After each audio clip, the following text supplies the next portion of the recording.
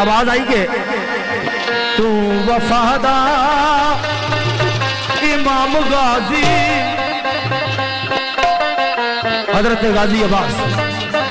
वफान आलम हजरत इमाम हुसैन आख्या के ऐ अब्बास एक दफा मेरी ख्वाहिश के भरा ही दमी बुलाई हो, लेकिन आख्या आका नहीं मैं नौकर। बड़े खूबसूरत बोल लिखने वाले ने बड़े काबिल तवज्जो बोल लिखा के